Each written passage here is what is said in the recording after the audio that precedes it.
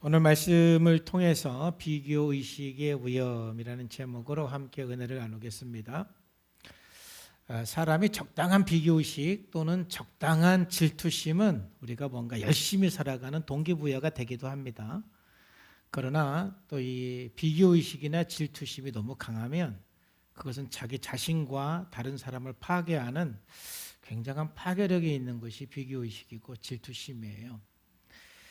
여러분이 살면서 문득문득 무기력증에 빠진다든지 우울감에 빠진다든지 또 큰 분노심에 빠질 때가 있는데 그 원인들이 여러 가지가 있는데 사실 그 근본적인 원인 중에 하나가 비교의식입니다. 비교의식이라는 것은요, 자기 자신을 굉장히 불행하게 만드는 요인 중에 하나예요. 특별히 이 자기 정체성이 없이 이 가짜 정체성을 갖고 살아가는 사람들이 비교의식에 잘 빠집니다.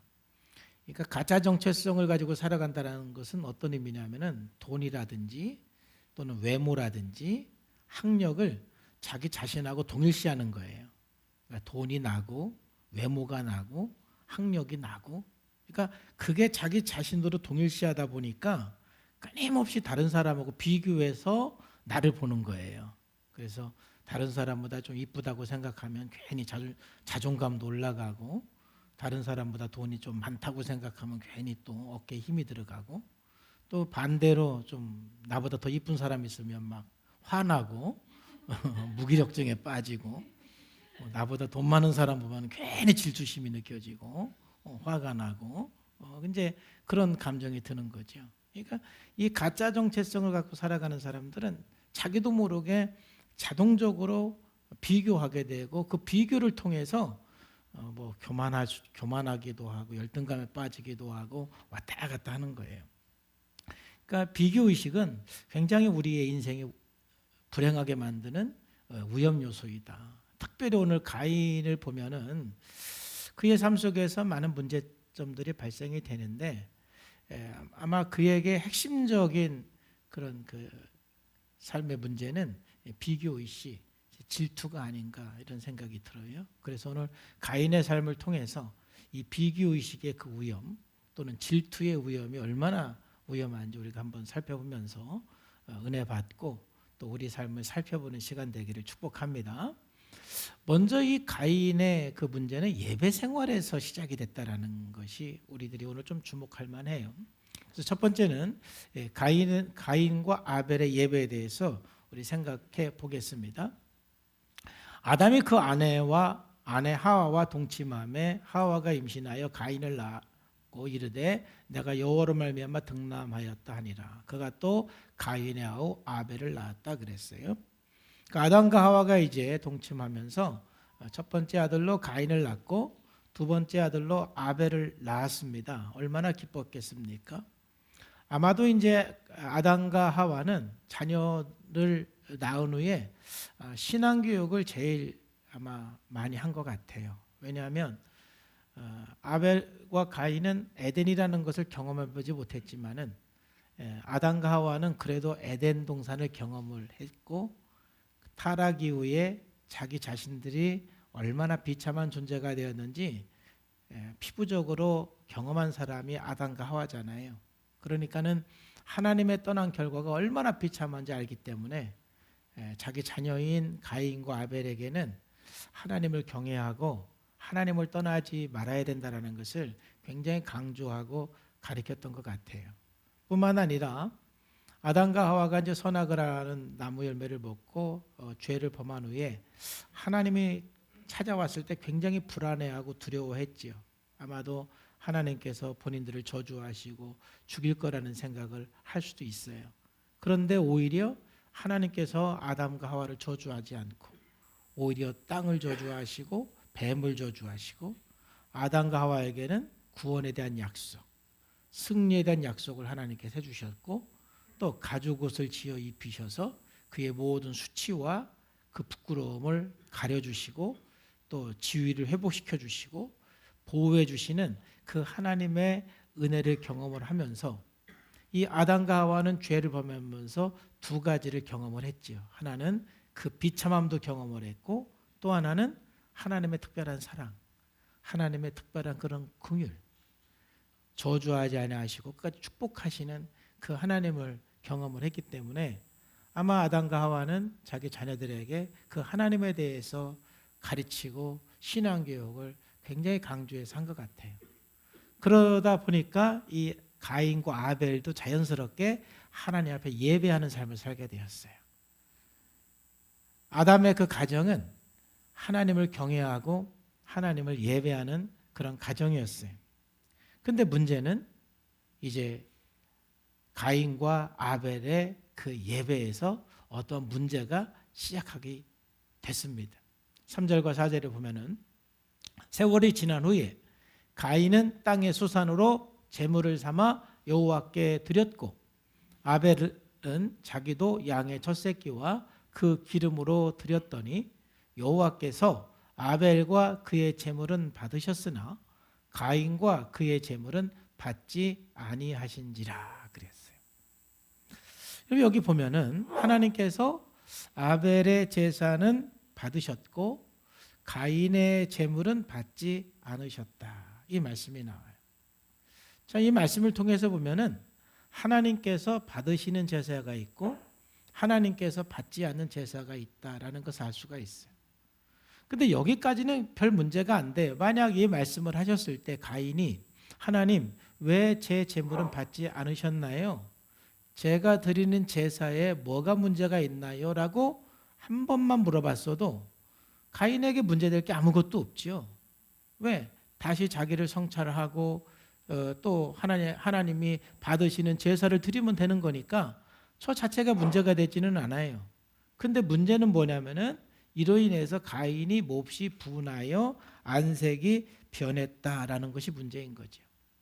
자, 그러면은 이제 가인의 문제를 보기 전에 자, 하나님께서는 왜 아벨의 제사는 받으셨고 가인의 제사는 받지 않았을까? 뭐 여기에 대해서 여러 해석들이 있는데 대표적으로 잘못된 해석 중에 하나는 아벨은 그 양으로 제사를 드렸고 가인은 그 농사를 지어서 제사를 드렸기 때문에 아벨은 피가 있는 제사고 가인은 피 흘림이 없는 제사여서 하나님이 안 받으셨다. 이렇게 해석하는 분이 있는데 그것은 대표적으로 이 본문을 잘못 해석하는 거예요.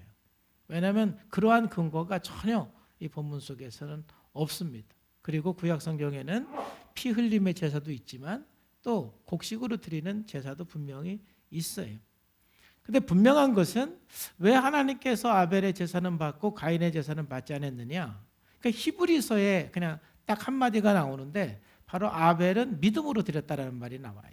히브리서 11장 4절 말씀에 보면은 믿음으로 아벨은 가인보다 더 나은 제사를 하나님께 드려서 의로운 자라 하시는 증거를 받았다. 그러니까 이 말씀을 통해서 보면은 가인은 믿음으로 제사를 드렸고 아벨은 믿음으로 제사를 드렸고 가인은 믿음이 없는 제사를 드렸다라는 것을 히브리서를 통해서 우리가 알 수가 있는 거예요.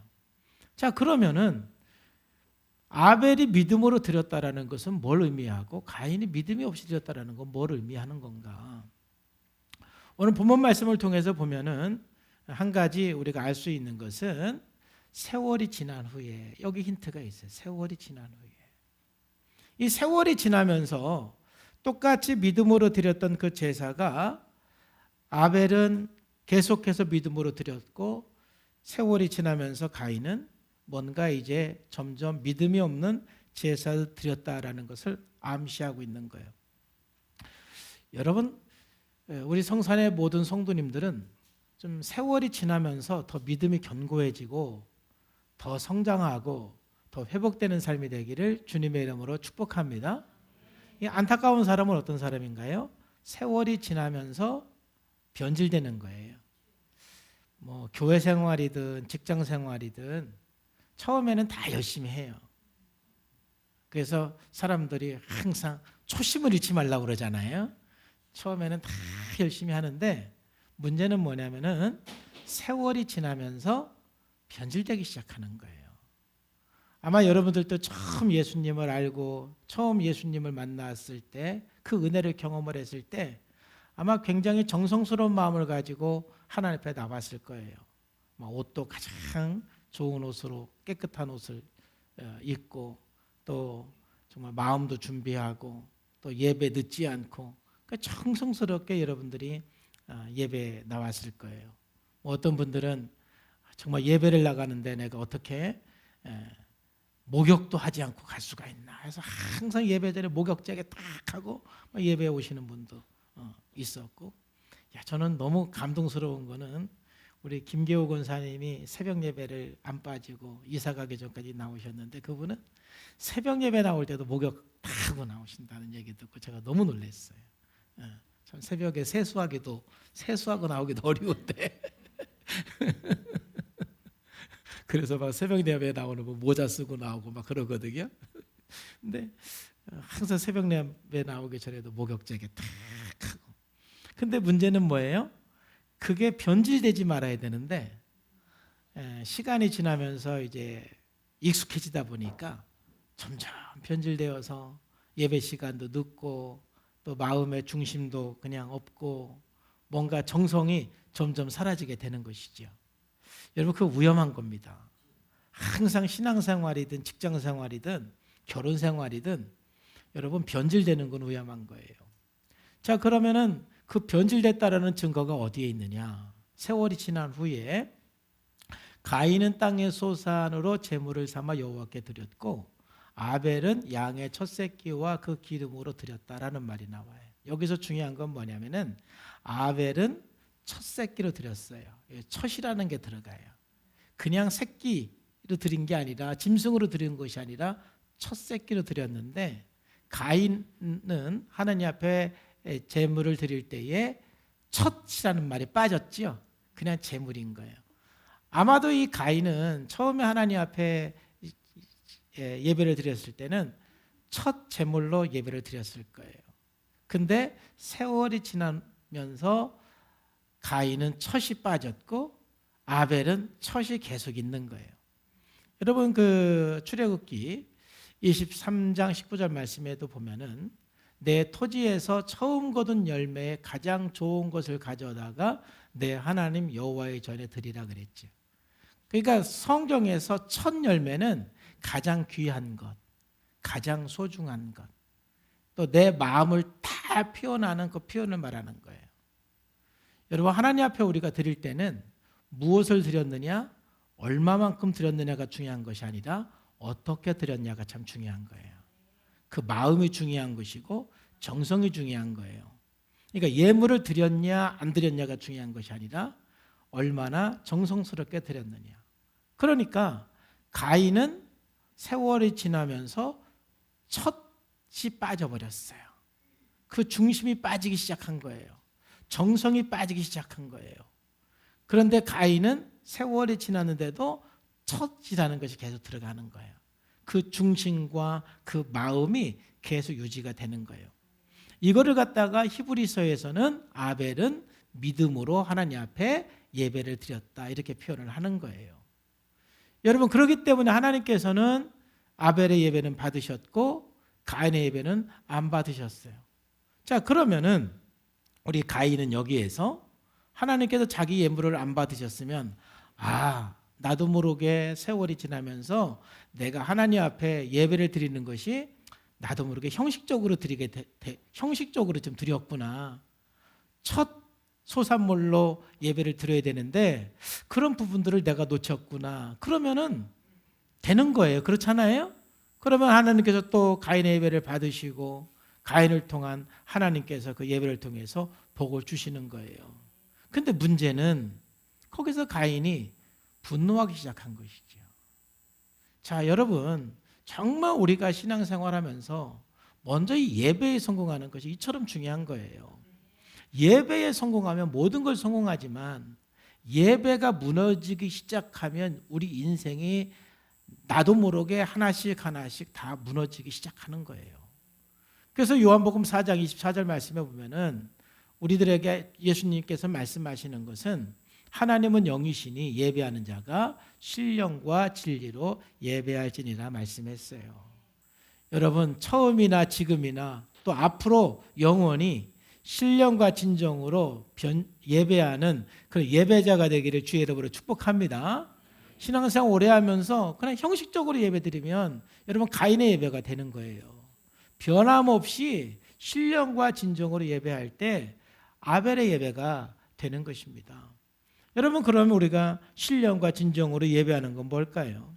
우리가 이 주일 예배를 성공해야 월요일부터 토요일까지 삶의 예배를 성공할 수가 있는데, 이 주일 예배를 드릴 때 우리가 크게 한 4가지가 있어요. 여러분, 예배 드리면 처음 나오면 찬송하죠. 그리고 여러분 기도합니다. 그다음에 헌금하고 그리고 또 설교 듣습니다. 그러니까 우리가 예배 시간에는 크게 한 4가지가 있어요. 찬송, 또 기도, 또 헌금, 설교가 있지요. 여러분, 신령과 진정으로 드리는 예배는 첫째, 찬송이 여러분의 고백이 되는 찬송이 되셔야 돼요. 여러분, 찬양의 핵심은 그 가사가 나의 고백으로 진정성 있는 고백이 될 때 신령과 진정으로 드리는 겁니다. 찬양할 때 부르지도 않고 가사를 생각하지도 않고 그냥 어떤 내 고백이 되지 않는 찬양은, 그거는 형식적인 찬양에 불과한 거예요. 가사 하나하나가 나의 고백이 될 수 있다. 그래서 여러분들이 찬양을 할 때 어떤 찬양은 내가 잘 모르는 찬양이 있을 수도 있어요. 이런 모르는 찬양이라도 그냥 따라하면서 그 가사를 여러분들의 고백으로 고백할 때, 찬양할 때 성령의 강력한 임재가 있어요. 여러분, 아는 찬양을 할 때는 좀 눈을 좀 감고 그 찬양을 우리가 좀 어느 정도 반복적으로 하는 이유가 고백을 하라고 반복하는 것이지 뭐 그냥 그 의무적으로 반복하는 게 아니에요. 괜히 시간 때우려고 반복하는 게 아니에요. 우리가 한 3곡, 4곡, 이제는 뭐 한 4곡 해도 될 것 같아요.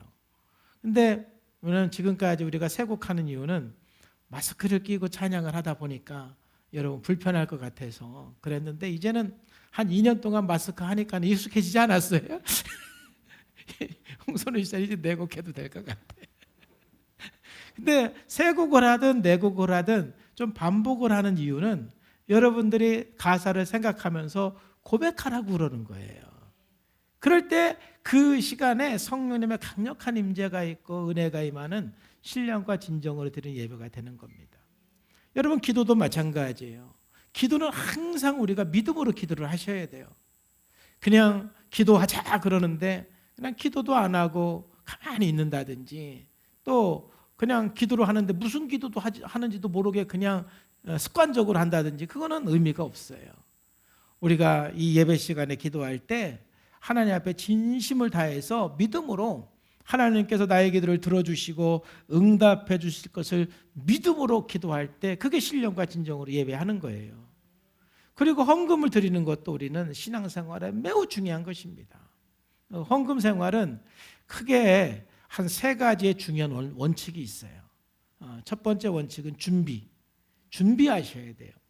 자, 2번째 원칙은 믿음과 감사합니다. 그건 여러분들의 믿음과 감사에 따라서 하는 겁니다. 3번째 원칙은 헌신입니다. 여러분, 하나님 앞에 우리가 헌금을 드릴 때는 준비해야 되고 또 믿음과 감사를 드리고, 그 다음에 여러분들이 거기에 좀 희생이 들어가고 헌신이 들어가야 돼요. 여러분들의 어떤 경제적인 수준에 따라서 전혀 부담이 되지 않는 액수가 있고, 약간 부담이 되는 액수는 사람마다 다 달라요. 그 경제적 수준에 따라서. 근데 하나님 앞에 그 헌금을 드리고 헌신을 한다는 것은 나의 희생과 나의 헌신이 들어가야 그게 정말 하나님 앞에 드리는 거예요. 봉사도 마찬가지예요. 봉사도 여러분들이 남는 시간 뭐 드리고, 이건 봉사가 아니에요. 여러분들이 희생과 헌신이 들어가야 그게 봉사가 되는 거예요. 여러분, 그런 마음을 가지고 헌금을 할 때 신령과 진정으로 드리는 헌금이 되는 겁니다. 그럼 설교 말씀 들을 때도 오늘 목사님을 통해서 하나님께서 나에게 무슨 말씀을 하시는가 집중하셔야 돼요. 그럴 때 성령님께서 여러분들에게 주시는 말씀이 있습니다. 이렇게 예배를 드릴 때 여러분들은 신령과 진정으로 드리는 예배가 되는 것이고, 이게 변질되지 않고 변함없이 끝까지 이렇게 예배를 드릴 때 여러분들은 아벨의 예배를 드리는 거죠. 여러분, 예배를 우리가 성공적으로 드리면 정말 예배 시간에는 반드시 하나님의 은혜를 경험할 수밖에 없습니다. 이런 성공적인 예배는 치유를 경험하고 응답을 경험할 수밖에 없습니다. 날마다 아벨의 예배를 통해서 여러분들의 예배가 하나님께 상달되고 또 예배를 통해서 하나님의 은혜와 복이 여러분들에게 임하는 삶이 되기를 주님의 이름으로 축복합니다. 그래야 모든 것들이 우리가 성공하는 거예요. 자, 그런데 두 번째는 이 가인이 예배를 실패하면서 결국은 비교의식과 질투에 빠져서 그의 분노를 이기지 못하는 가인의 모습을 보게 됩니다. 그래서 두 번째 비교의식은 결국 분노에 사로잡히게 돼요. 또는 우울감에 사로잡히게 되고 또는 무력감에 사로잡히게 되는 거예요. 자, 이 비교의식이나 이 질투는 우리의 인생을 너무 크게 파괴시킨다 이 말이에요. 다시 한번 5절부터 보면은 하나님께서 가인의 재물을 받지 않으셨잖아요. 어떤 그 비교의식이나 분노가 없다라면 제가 말씀드린 것처럼 하나님 제가 제 재물이 제 예배가 어디에 문제가 있어서 하나님 받으시지 않으셨나요? 하고 자기 회개를 하면은 오히려 그것이 자기가 성장하는 기회가 되는데 이 가인은 화를 낸단 말이에요. 몹시 화를 내고 그냥 얼굴색이 바뀔 정도로 이렇게 화를 냈다라는 것은 엄청나게 화가 많이 났다라는 것이죠. 여러분 왜 화가 났을까요? 문제의 원인을 자기에게 두지 않고 그 문제의 원인을 하나님께 두고 아벨에게 둔 거예요. 내가 예배를 드렸는데 왜 하나님 예배를 안 받으시냐 이거예요. 이건 하나님의 문제, 하나님께 문제가 있다라는, 하나님께 원망하는 거예요. 그러니까 하나님께 화가 나는 거예요. 항상 나를 성찰해야 되는데 하나님께 원망하는 거예요. 그 다음에 또 아벨에게 화를 내는 거예요. 아벨에게 분노가 나는 거예요. 왜냐하면 자기 예배를 안 받으시는 것을 아벨이 믿음으로 드렸기 때문에 상대적으로 자기 예배를 안 받았다라고 생각을 하는 것이죠. 여러분 학교에서 보면은 공부 잘하는 친구들을 공부 못하는 친구들이 미워하고 괴롭히는 경우가 있잖아요. 왜 그러냐면은 공부 잘하니까 선생님에게 사랑받잖아요. 자기는 공부 못하니까 사랑 못 받고. 그러면은 자기가 열심히 공부하면 되잖아. 공부 잘하는 친구가 무언 죄가 있어요. 그렇잖아요. 열심히 공부한 거잖아요. 그런데 처방을 어떻게 내리냐면은 쟤 때문에 내가 사랑 못 받아라고 보는 거죠. 쟤 때문에. 쟤가 공부를 잘해서 내가 사랑을 못 받아. 이렇게 생각을 하는 것이죠. 그러니까 미워하고 죽이려고 그러는 거예요. 항상 자기가 성장하고 자기를 발전시킬 생각을 해야 되는데 자기 발전은 생각하지 않고 그냥 잘하는 사람 때문에 내가 인정 못 받아. 또 쟤 때문에 내가 사랑을 못 받아. 이렇게 생각을 하게 되면은 처방을 잘못 내리는 거예요. 여러분 항상 문제가 발생했을 때 처방을 바로 내리셔야 돼요. 잘못된 처방은 대표적으로 이 두 가지예요. 첫째는 하나님께 원망하는 거. 두 번째는 다른 사람에게 탓하는 거. 이건 잘못된 처방이에요. 문제에 대해서 처방을 잘못 내리면 절대로 문제 해결이 안 돼요. 가인이 이렇게 화가 난 것은 뭔가 자기를 성찰하지 않고 아벨과 비교하면서 아벨을 미워하고 하나님을 원망하고 아벨에게 질투를 했던 거예요. 그러니까 하나님께서는 그 가인에게 직면시키는 거예요. 가인아, 네가 화내는 이유가 뭐냐? 참 하나님의 사랑이 많으신 거예요. 가인을 좀 진정시키고 직면시켜주는 거예요. 가인, 네가 화를 내는 이유가 뭐냐? 안색이 변하는 이유는 뭐냐? 네가 화낼 이유가 없지 않느냐? 너를 살펴보고 너를 성찰하면은 화낼 이유가 하나도 없는데 네가 왜 화를 내냐? 이것은 하나님께서 지금 가인에게 너의 행동을 한번 살펴보라고 하나님께서 질문을 하는 거예요. 여러분, 항상 여러분들이 뭐가 화가 났을 때 또는 우울감에 빠졌을 때 내가 왜 이렇게 화가 나지? 내가 왜 이렇게 우울감에 빠지지? 여러분 자신을 한 번만 성찰해 보시기를 축복합니다. 그걸 성찰 안 하면은요, 나도 모르게 하나님 원망하고 다른 사람 탓한다니까는요. 그러니까 하나님에게 하나님 마치 그렇게 질문한다고 들으세요. 내가 자꾸 화가 나면 하나님께서 그렇게 물어봐요. 사랑하는 아들아, 사랑하는 딸아, 너 왜 그렇게 화가 났냐? 왜 그렇게 화가 났는지 한번 생각해봐.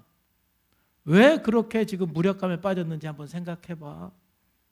왜 그렇게 지금 우울감에 빠졌는지 생각을 해봐. 왜냐하면 사실은 문제의 원인은 거의 내 안에 있어요. 내 속에 있다 이 말이에요. 분명히 가인은 그 가인 속에 어떤 그 비교의식, 그 질투, 이것 때문에 지금 화가 나니까 하나님께서 그거를 좀 직면해 주는 거예요. 가인아, 왜 그렇게 화가 났니? 뭐 때문에 너 그렇게 얼굴색이 변했니? 문제는 가인이 끝까지 자기를 안 보는 거예요. 그러니까 하나님께서 또 한 번 말씀을 하시는 거예요. 이게 이제 하나님의 처방이에요. 네가 선을 행하면 낯을 얼굴을 들지 못할 이유가 뭐가 있겠느냐. 지금 막 화가 나가지고 막 얼굴을 막 숙이고 있는 것 같아요. 그죠? 네가 선을 행하면 얼굴을 들지 못할 이유가 뭐가 있겠느냐. 근데 네가 계속해서 선을 행하지 않으면 죄가 너를 삼켜버릴 거야. 그리고 죄가 너를 다스릴 거야. 그러니까 너는 죄에게 다스림을 받지 말고 삼킴 받지 말고 네가 죄를 다스려야 돼. 네가 죄를 다스리는 방법은 네가 너를 좀 봐야 돼. 선을 행해야 돼. 네가 선을 행하면은 그렇게 화날 이유가 없는 거야 라고 하나님께서 친절하게 말씀해 주시는 거예요. 이거를 조금 다시 설명을 드리면은 가인아, 네가 예배를 올바로 드리면은 너에게 문제될 게 아무것도 없어. 네가 신령과 진정으로 처음 예배를 드렸던 것처럼 그렇게 예배를 드리면 네가 화날 이유가 아무것도 없어. 또 문제의 원인을 나에게 두지 말고 또 동생인 아벨하고 비교의식 또 질투해서 동생을 미워하지 않으면 네가 화날 이유가 없어. 바로 선을 행하지 않았다라는 게 바로 이거예요. 어쩌면 여기서 선을 행하지 않는 것은 지금 가인이 예배에 성공하지 못하고 있는 것을 말하는 거예요. 네가 올바로 나에게 예배를 드리면 네가 화날 일이 뭐가 있겠냐. 또 죄가 어찌 너를 다스릴 수 있겠느냐. 오히려 네가 죄를 다스릴 수 있다 이 말이죠. 여러분, 우리가 어떤 문제가 있을 때 올바른 처방은 뭐냐면은 선을 행하는 것입니다. 여러분의 삶에 어떤 문제가 있을 때 여러분에게 무너진 선이 무엇인지를 살펴보시기를 바랍니다. 네가 선을 행하면은 얼굴 못 들 이유가 없다. 네가 선을 행하면은 결코 죄가 너를 삼키지 못한다. 네가 선을 행하면은 죄가 결코 너를 다스리지 못한다.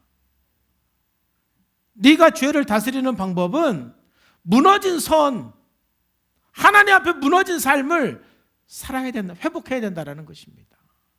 그렇기 때문에 참 제가 우리 교회에서 회복 프로그램 하고 여러분들의 내면의 쓴뿌리를 계속 자각하게 하는 이유는 끊임없이 내 삶을 자각해서 내 쓴뿌리를 가지고 예수님의 십자가 앞에 나가면 절대로 우리는 죄가 여러분들을 삼키지 못할 줄로 믿습니다. 우리는 그 죄를 다스리게 되는 거예요. 그래서 우리 교회 성도님들은 옛날에는 분노에 사로잡혀서 살았던 사람이 이제는 그 분노에 사로잡히지 않고, 또 질투에 사로잡혀 살았던 사람이 질투에 사로잡히지 않고, 또 뭐 불안과 또 염려와 근심에 사로잡혔던 사람이 이제는 자기가 그 염려를 다스리고 또 두려움을 다스리는 그러한 고백을 하는 걸 보면 얼마나 감사한지 몰라요. 왜 그렇게 됩니까? 내 문제를 인정하고 그 문제를 가지고 십자가 앞에 나가기 때문에 그렇습니다. 결코 죄가 내 삶의 문 앞에서 기다렸다가 나를 확 삼키도록 내버려 두지를 않는 것입니다. 그래서 오늘 하나님께서는 가인에게 네가 선을 행하면은 문제가 될 게 아무것도 없어. 너에게 무너진 선이 무엇인지 발견을 해서 나를 향한 첫 사랑이 무엇인지 발견해서 처음에 드렸던 믿음의 예배 나한테 드리면 돼 라고 주님께서 말씀하시는 거예요. 이게 처방이에요. 그런데 우리가 끝까지 그 쓴뿌리에 묶여서 그 비교의식, 그 질투심, 그 분노에 그냥 끝까지 여러분들이 묶여 있으면 결국 그것은 내 인생을 비참하게 하고 다른 사람을 해치는 결과가 온다 이 말이에요. 그래서 여러분 주님 안에서 회복되어 가기를 주님의 이름으로 축복합니다. 선을 행하시기를 주님의 이름으로 축복합니다. 오늘 마지막으로 이제 가인의 삶을 보면은 결국 이 분노는 해결되지 않는 가인의 그 비교의식과 질투, 그로 인해서 일어난 그 분노는 결국은 살인으로 발전된다는 거예요. 자신의 문제에서 빠져나오지 못하면 자신의 분노, 자신의 비교의식이 해결되지 않으면 결국 그거는 자기를 파괴하고 누군가에게 큰 상처를 주고 심각한 경우에는 그 사람을 죽일 수도 있다 이 말이에요. 여러분, 결코 우리의 인생의 문제는 누군가를 죽여서 해결될 수 있는 문제는 아니에요.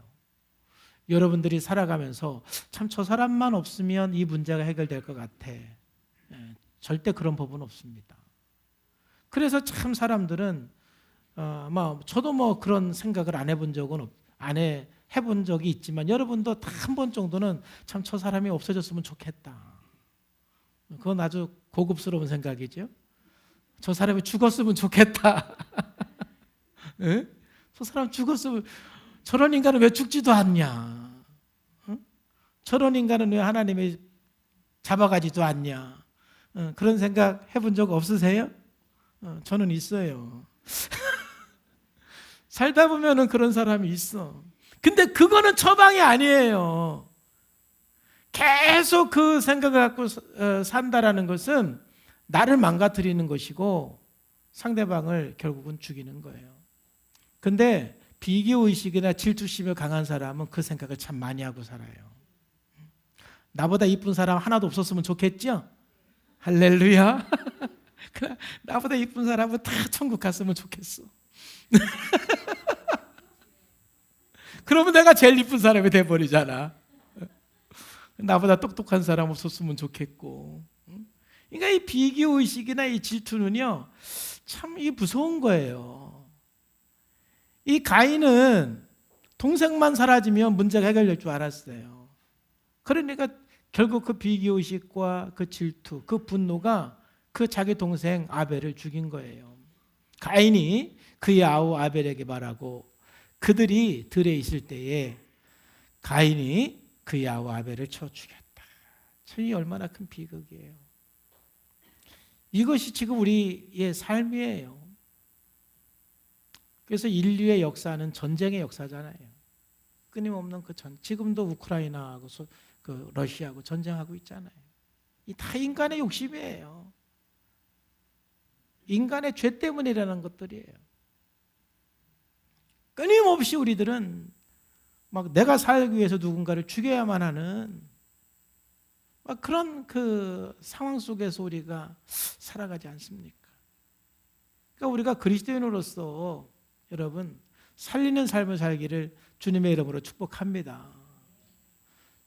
제가 참 예전에 목사로서 바로 참 이렇게 바로 옆에 있는 교회들을 축복하고 진심으로 기도한 게 이제 제가 1998년, 99년 그쯤이에요. 그 전에는 저도 사람이다 보니까 말이죠. 저하고 모르는 저 멀리 있는 교회가 성장하고 부흥하는 건 저하고 아무 관계가 없는데 우리 교회는 성장하지 않는데 바로 옆에 교회는 막 성장하고 하면은 배가 아파요, 안 아파요? 예? 인간은 그 순간적으로 그냥 우리 교회는 부흥도 안 되는데 바로 옆에 교회는 막 부흥해. 그러면은 인간적으로 좀 배가 아프면 안 돼요? 예? 배가 아플 수 있잖아요. 저도 그런 마음이 없었던 게 아니지요. 근데 그러면 안 되겠더라고. 그게 이 비교의식, 그 질투, 이것이요, 그 경쟁의식, 이것이 나를 죽이고 상대를 죽이는 거예요. 그래서 그런 순간순간 드는 생각을 제가 발견하면서 이건 아니지. 그래서 이제 그때부터 제가 진심으로 제 옆에 있는 교회들을 새벽 예배 때마다 하나님 그 교회 부흥하게 달라고 기도를 했어요. 진심으로. 여러분 참 뭐 살다 보면 우리가 경쟁하는 사람도 있고 또 사업하는 분들은 또 경쟁업체가 있잖아요. 그 경쟁업체가 다 망했으면 좋겠잖아요. 근데 우리 그리스도인들은 그런 마음보다는 정말 오히려 같이 복받고 같이 잘되고 같이 축복받기를 여러분들이 기도하면서 나가기를 주님의 이름으로 축복합니다. 그들이 죽고 없어짐으로 내가 잘 되는 건 아니에요. 내가. 그래서 옛날에 그 하나의 동화에 보면은 연못에 2마리 물고기가 있었어요. 근데 물고기가 2마리다 보니까 항상 긴장이 되는 거예요. 내가 일찍 안 일어나면은 그 연못 안에 있는 플랑크톤을 제가 다 먹는 거예요. 아유, 쟤만 없으면 내가 아무 때나 그냥 혼자 연못에 있는 게 다 내 건데. 그래가지고요, 그 물고기가 그 한 마리 물고기를 죽였어요. 완전 가인이죠. 그래서 막 너무 이제 행복했어요. 왜냐, 이 연못에 있는 게 다 이제 내 거예요. 이제는 막 아침에 늦게 일어나도 플랑크톤 누가 먹는 물고기가 없어요. 너무 편안했어요. 너무 행복했어요. 근데 한 보름 정도 지났어요. 내가 죽인 그 물고기가 썩기 시작하는 거예요. 그러면서 그 연못이 오염되기 시작하는 거예요. 나중에는 그 죽은 물고기가 완전히 부패되어서 그 연못이 완전히 부패된 연못이 되어서 그 물고기도 죽었어요. 그 이야기를 제가 읽으면서 참 의미 있는 이야기다. 저 사람만 없으면 내가 경쟁하고 비교하고 질투하는 저 사람만 없으면 내가 행복할 것 같지만 절대 그렇지 않아요. 그래서 우리는 참 많은 사람들에게 상처를 주기도 하고 참 죽이려 하는 그런 마음을 갖고 살아가는데 여러분 우리는 살리는 사람이에요. 정말 축복하고 누구든지 살리는 삶을 살기를 주의 이름으로 축복하고요. 특별히 여러분들의 살다 보면 어쩔 수 없이 경쟁해야 되는 경쟁 대상들이 있잖아요. 오늘부터 축복하시기를 축복합니다. 여러분들이 진짜 승리자가 되는 거예요. 이 비교의식에서 이 질투심에서 벗어나야 돼요. 그래서 하나님께서 가인에게 묻잖아요. 여호와께서 가인에게 이르시되 내 아우 아벨이 어디 있느냐. 여러분 하나님께서 우리들에게 하는 질문이 중요한 질문이 있어요. 지난주 한 질문처럼 아담에게는 뭘 물어봤죠? 네가 어디 있느냐. 이 중요한 질문이에요. 그 다음에 또 오늘 가인에게는 네의 이웃이 어디 있느냐. 야, 우리가 이웃이 어디 있는지 모르고 사는 사람들이 너무 많아요. 어떤 데 보면은 요즘에 형은 어떻게 지내? 몰라요. 관심 없어요. 요즘에 엄마 아빠는 어떻게 지내? 몰라요. 관심 없어요. 하나님께서 묻는 거예요. 네 이웃이 어디 있냐? 네 이웃이 어디 있냐? 네 형이 어디 있냐? 네 동생이 어디 있냐? 네 부모님은 어디 있냐? 네 자녀는 지금 어디 있냐? 내가 너무 열심히 그냥 일하느냐고 그냥 내 이웃에 대해서 너무 관심 없이 살아가는 우리들에게 하나님께서 물어보시는 거예요. 네 동생 어디 있냐? 네 이웃이 어디 있냐? 적어도 내가 어디 있는지를 알고 내 이웃이 어디 있는지는 알아야 되지 않겠어요? 그러면서 살기를 축복합니다. 근데 가인의 대답 보세요. 여러분 아담은요, 너 왜 선악과 먹었냐 물어보니까 변명이라도 했잖아요. 근데 가인은요 그냥 딱 잡았대요. 변명도 안 해요. 그냥 딱 잡았대.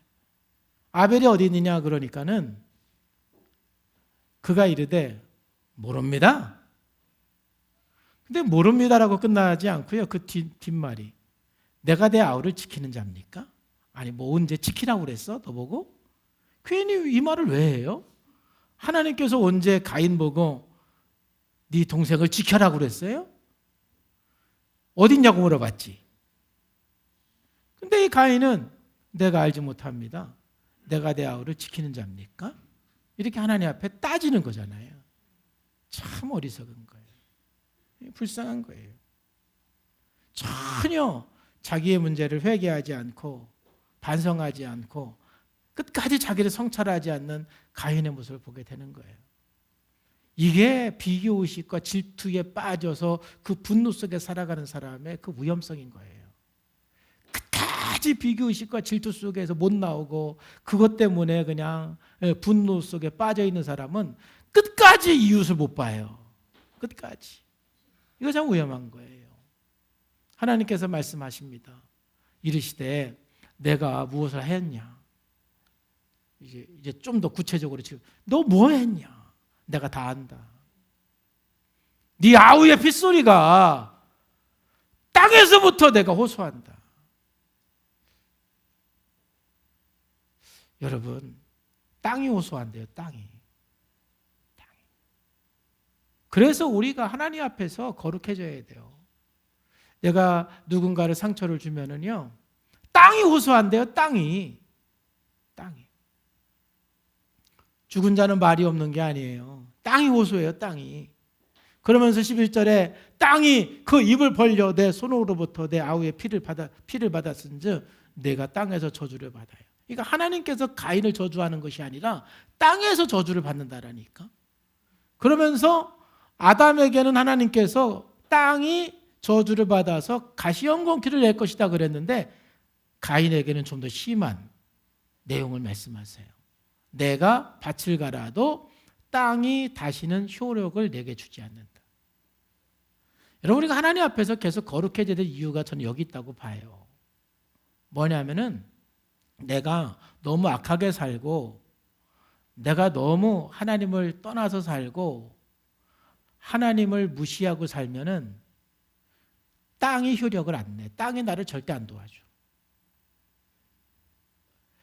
내가 하나님 앞에서 선하게 살고 복 있는 삶을 살아갈 때 내 주변 환경이 여러분들을 도와줄 줄로 믿습니다. 저는 그래서 제가 지금 이렇게 사는 것은 저는 항상 정말 저희 아버님하고 어머님에게 너무 감사해요. 추도 예배 드릴 때는 더 감사하고 문득문득 저희 아버님, 저희 어머님 너무 감사해요. 왜냐하면 정말 저희 아버님은 제가 봐도 우리 이 동네에서 많은 사람들에게 이렇게 좋은 일을 많이 하셨거든요. 그리고 우리 어머님은 더 좋은 일을 많이 하셨거든요.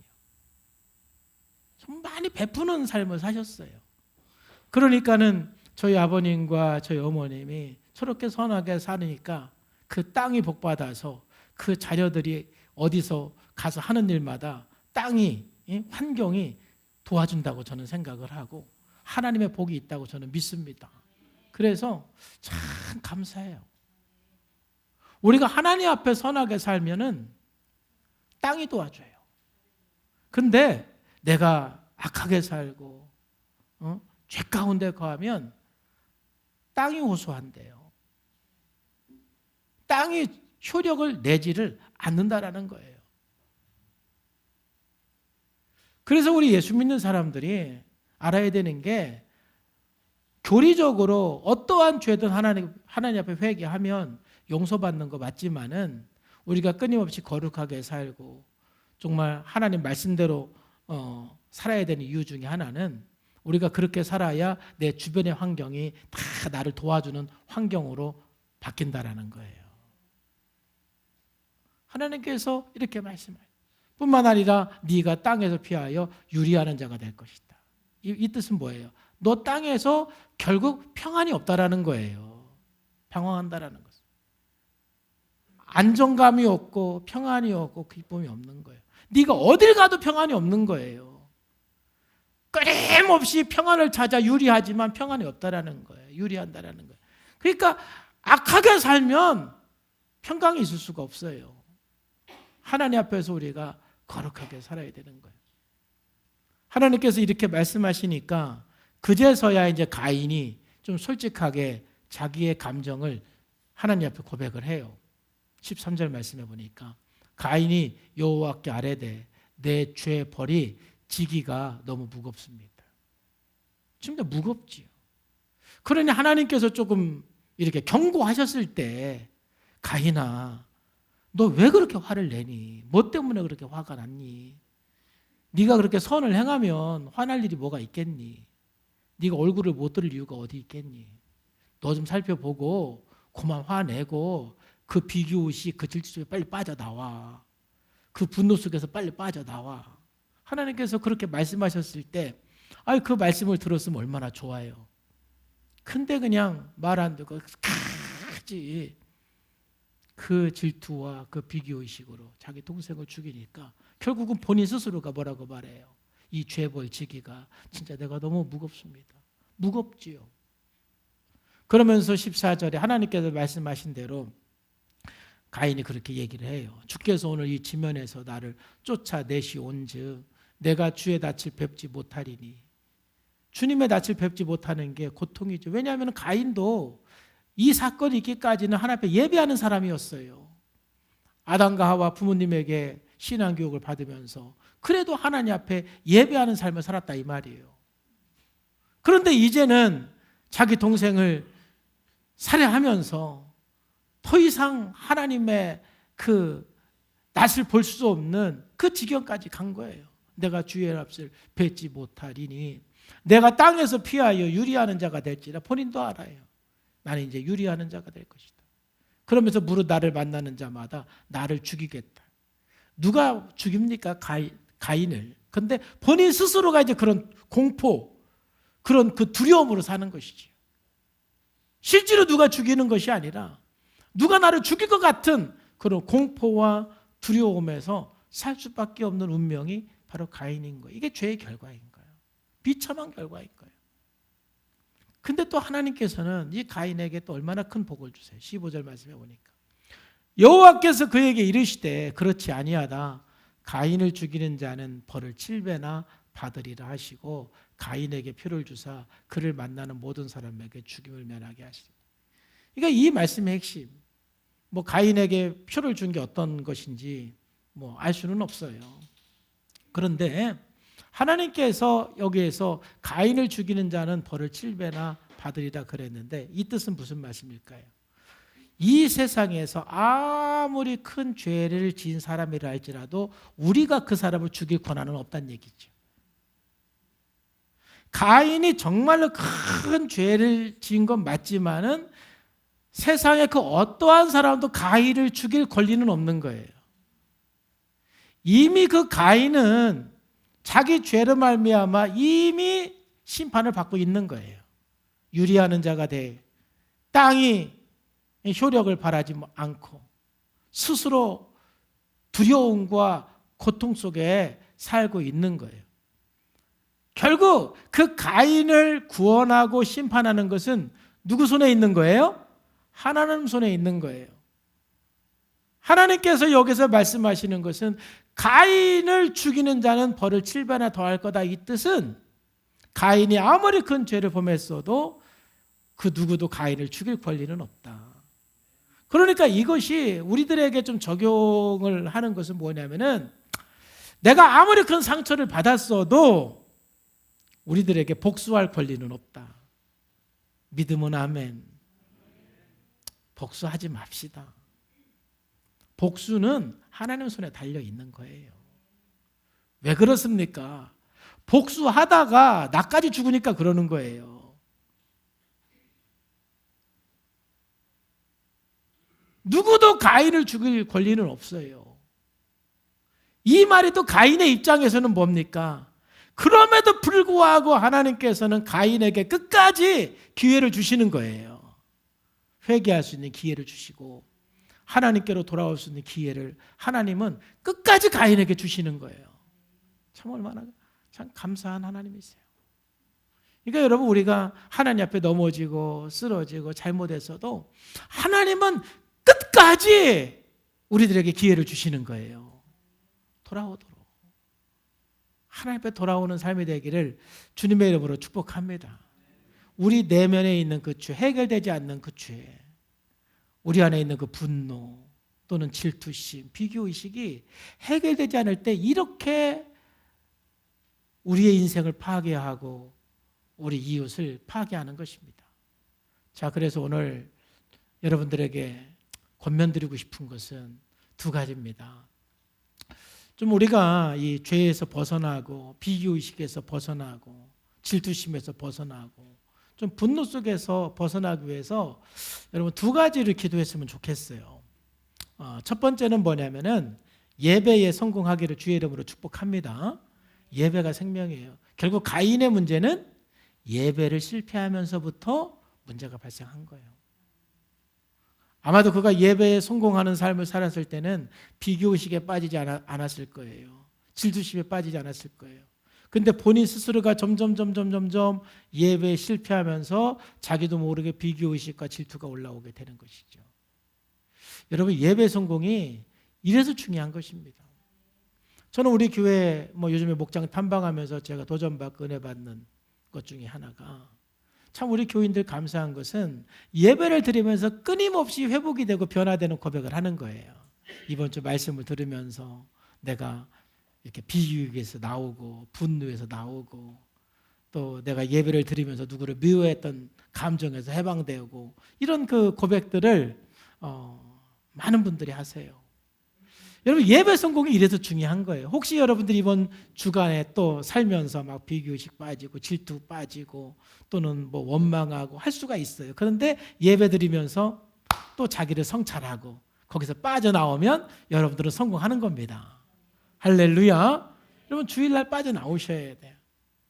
그래서 어떤 분들은 주일날 다 회복이 되고 빠져나와. 그리고 수요일까지는 이제 그 약발을 가지고 살더라고. 그리고 이제 목요일 정도 돼서 다시 또 이제 죄에 빠지는 거야. 그리고 또 금요일 날 와서 또 다시 살고, 그렇게라도 하면 감사해요. 근데 여러분, 매일 새벽 예배 드리는 사람은 매일 새벽마다 빠져나와갖고 새롭게 사시는 것 같아. 그래서 여러분, 새벽 예배 나오시기를 바랍니다. 줌으로 하니까 얼마나 좋아요. 우리 교회 새벽 예배 적게 나올 때는 30몇 분 나오고 많이 나올 때는 한 40몇 분 나오고 제일 많이 나올 때가 이제 50몇 분 나왔는데 제 목표는 60명 이상이에요. 60명 이상.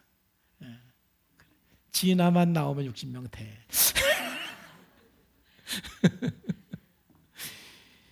일어나서 예배를 드려야 분노나 미움에서 빠져나온다고.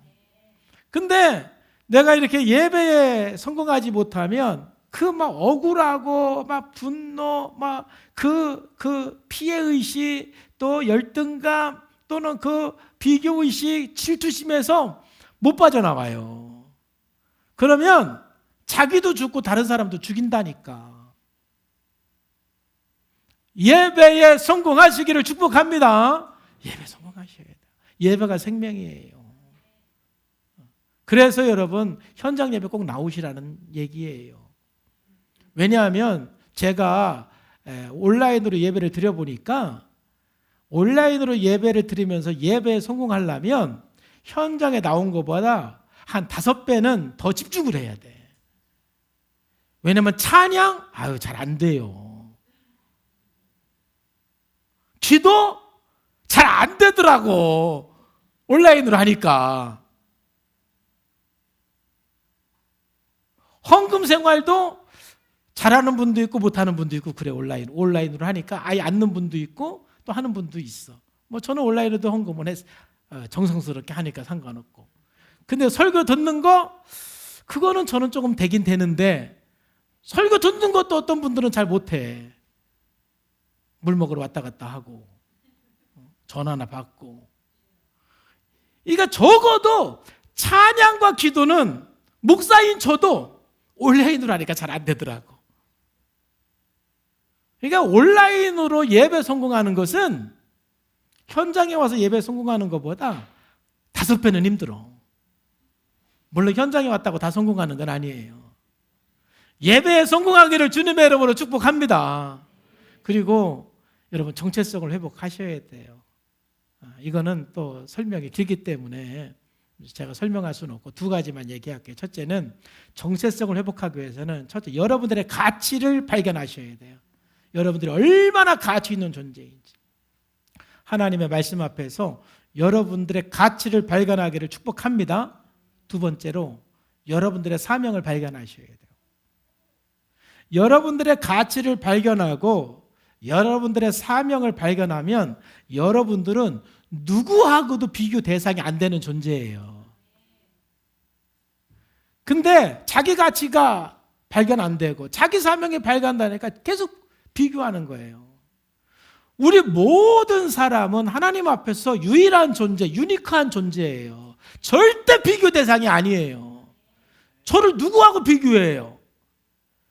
비교 대상이 없어요. 저하고는 누구도. 왜? 저는 저 나름대로의 최고의 가치 있는 존재이고 하나님으로부터 부여받은 저만의 사명이 있는 사람이기 때문에 누구하고도 비교 대상이 안 돼요.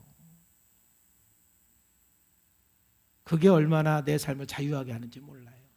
그게 자기 정체성을 회복하는 겁니다. 여러분, 정말 가인이 되지 않으려면 예배 성공하시고 자기 정체성 회복하기를 주님의 이름으로 축복합니다. 기도하겠습니다. 하나님 아버지 감사합니다. 오늘 또 하나님께서 은혜 주셔서 말씀하시고 함께해 주심을 감사합니다. 날마다 우리가 예배 회복하게 해주시고 날마다 우리가 정체성을 회복하면서 더 이상 가인의 죄에 빠지지 않고 날마다 변함없이 변질되지 않고 믿음으로 예배하는 아벨의 예배의 삶이 되게 하여 주옵소서. 예수님의 이름으로 기도하옵나이다.